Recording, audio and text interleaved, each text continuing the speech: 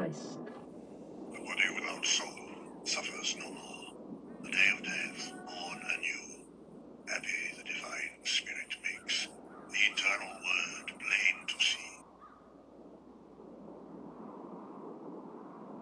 The population that remains upon the planet, as a great portion of it moves through the process that you call death, or which we would call walking into the light, to have the energy centers assessed as to harvestability, we'll see that there is a reduction in the planetary population. Many will find reasons for such a reduction by reading their newspapers, which will have accounts of various illnesses, wars, and natural disasters that will be put forth as the reasons, processes for the reduction of entities upon the planet.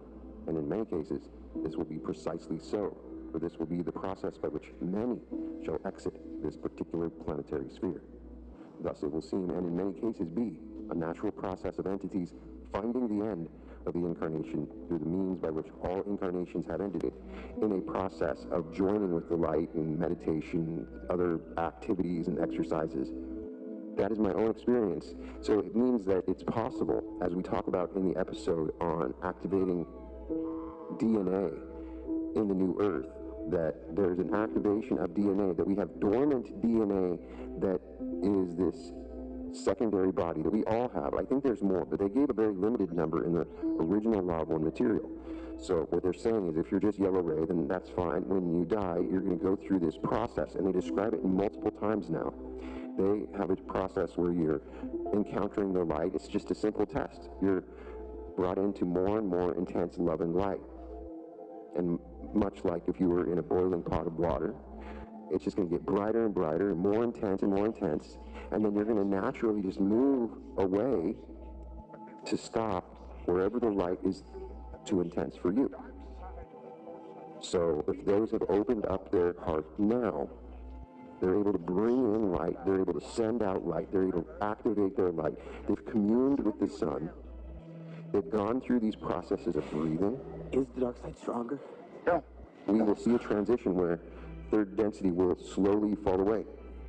The period of time that they're talking about is between 100 and 700 years for this process to go about.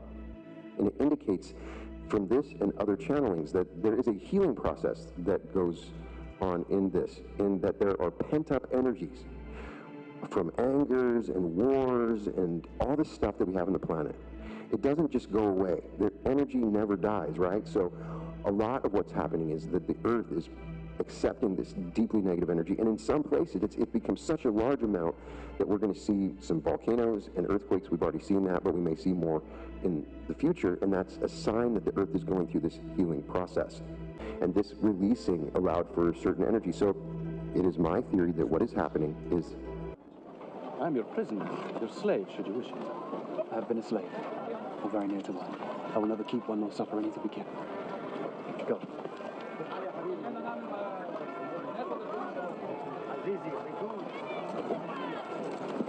The man you killed, I will pray for him. Your quality will be known among your enemies before ever you meet them, my friend. Caught up in your past. All these things start to bog you down. They have these pent-up energies. For some people, it turns into cancers or sickness until we release these energies, right? And so it's also, if we're talking about the new Earth, not just the new human, right? The new Earth has something similar. There are these pent-up energies that need to be released. So another aspect of this transition from third to fourth density, which is repeatedly discussed and is super important to understand, is the veil between the subconscious and conscious mind. It's a big game changer, right? So what does it mean if you constantly had access to your subconscious? It may be a little disconcerting. Your thought process will be different. You will be thinking on a different level. You'll have access to information. Now, that is why in the third density it's so fascinating to talk about the power of the subconscious mind, as Joseph Murphy does, because we realize there's this powerful part of us that makes our hearts beat, that makes us breathe, that is amazing, and this sort of cosmic intelligence, but we don't really have access to it. A lot of what we're doing in the spiritual process as we're moving from third to fourth density is we're coming to grips with our subconscious. We're forming a relationship with it. We're getting to know it better.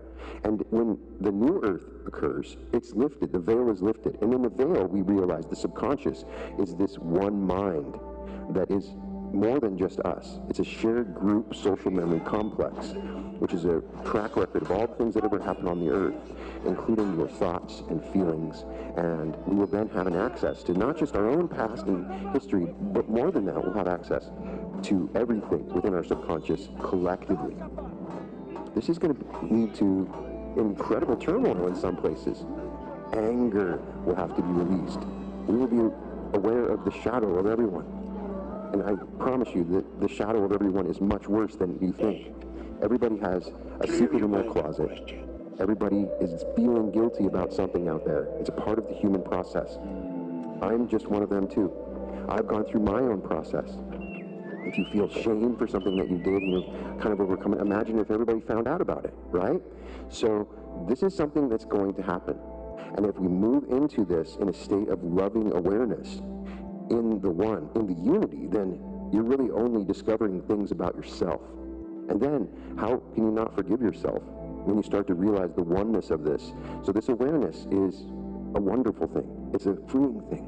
This awareness of our past. What is Jerusalem worth? Nothing.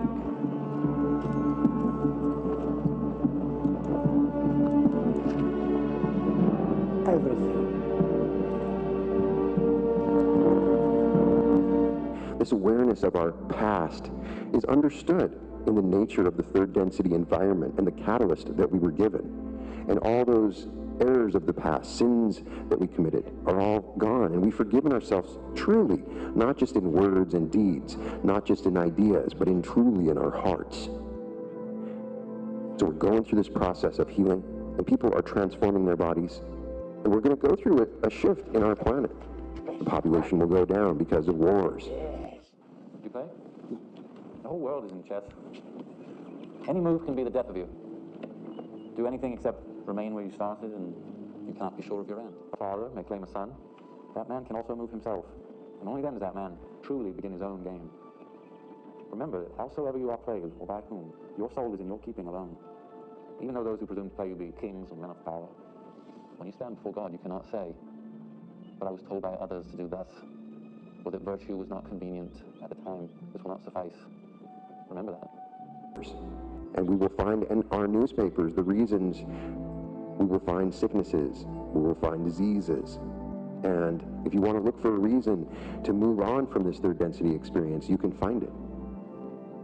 But there is a chance with a dual activated body that we can live in the following cycle. Now, they indicate the periods of time for each cycle. And it's really interesting to think about from a higher perspective, the terms of these cycles. Now imagine, you just went through 75,000 years on this planet just so you could graduate to see this fourth density that you maybe have heard about for a lot of your soul's life. It's a big dream that you have, and you've been here, and you just don't quite make it. So you don't get to go just do another life and then find fourth density after that. According to this, you have to go and repeat the 75,000 year cycle. It's much like saying, well, you can come and spend a day on the earth. The day is like 75,000 to them. They say it's just such a small amount of time. It's no big deal compared to the other cycles. And then fourth density is 30 million years. So once you enter into the third density environment, it's 30 million years.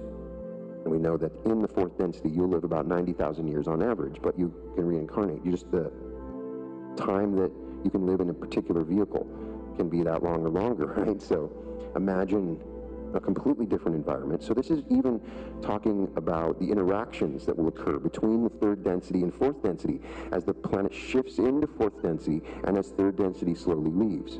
So if somebody dies on the planet and they want to repeat in third density, they want to be in the same environment that we're doing, playing all the same games, living in the same illusions, that's fine. You are free. You can do whatever you want, and you will go to your vibration. So you'll just be sent to another planet, on another galaxy, in another place and time, and you'll repeat this third density environment all over again. At least by listening to this podcast, you are aware of a truth, which is very important, that you have a choice. You need to make the choice. You can choose service to self or service to others, but you need to make this choice. You don't know what's going to happen tomorrow.